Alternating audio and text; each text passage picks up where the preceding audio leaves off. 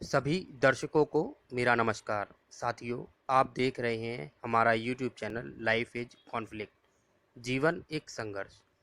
साथियों, यदि आपको हमारी प्रस्तुति पसंद आए तो लाइक एवं सब्सक्राइब अवश्य करें और अपने सभी मित्रों को भी अवश्य शेयर करें। साथियों, आज हम आपको बताने जा रहे हैं महादानी कर्ण की कुछ कथाएं। साथियों, एक बार इंद्रप्रस्थ में पांडवों की सभा में श्री कृष्ण भगवान कर्ण की दानशीलता की प्रशंसा करने लगे।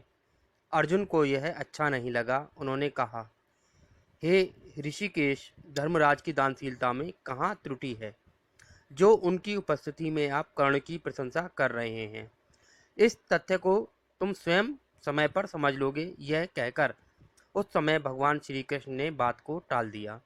कुछ समय पश्चात अर्जुन को साथ लेकर श्याम सुंदर ब्राह्मण के वेश में पांडवों के राजसदन में आए और बोले, हे राजन, मैं अपने हाथ से बना भोजन करता हूँ।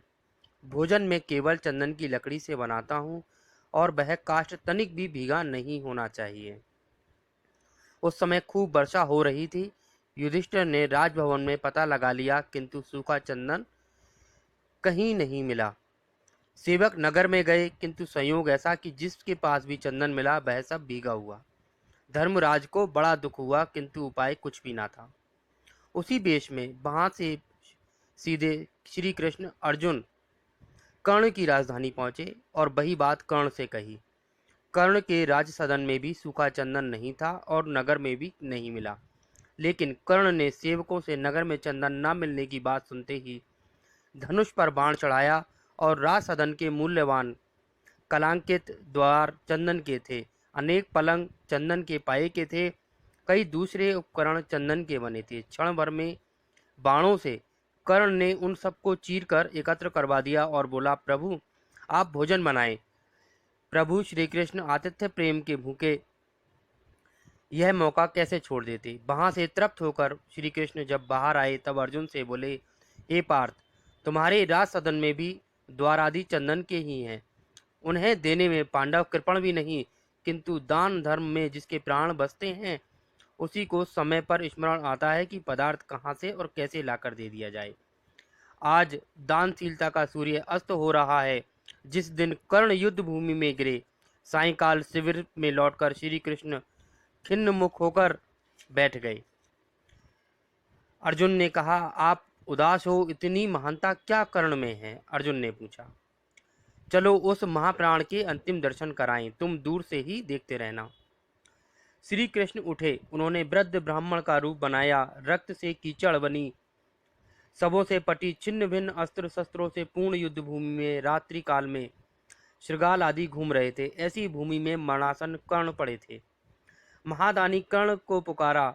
वृद्ध ब्राह्मण ने, मैं यहाँ हूँ प्रभु, किसी प्रकार पीड़ा से कराते हुए कर्ण ने कहा। तुम्हारा सुयश सुनकर बहुत अल्प द्रव्य की आशा से आया था। ब्राह्मण ने कहा, आप मेरे घर पधारे कर्ण, और क्या कहते? मुझे जाने दो, इधर उधर भटकने की शक्ति मुझमें नहीं है। ब्राह्मण रुष्ट हुए। कर्ण बोले, मेरे दांत में स्वर्ण लगा है, आप इन्हें तोड़कर ले लें। कर्ण ने सोचकर कहा, ब्राह्मण अब यह क्रूर कर्म करेगा। ब्राह्मण और रुष्ट हुए। किसी प्रकार कर्ण खिसके उन्होंने पास खड़े एक शस्त्र पर मुख पटक दिया।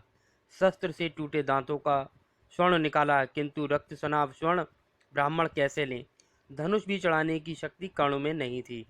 मरणासन अत्यंत आहत कर्ण ने हाथ तथा घायल मुख से धनुष चढ़ाकर वारुणास्त्र के द्वारा जल प्रकट कर स्वर्ण धोया और दान किया। भगवान श्री कृष्ण प्रकट हो गए।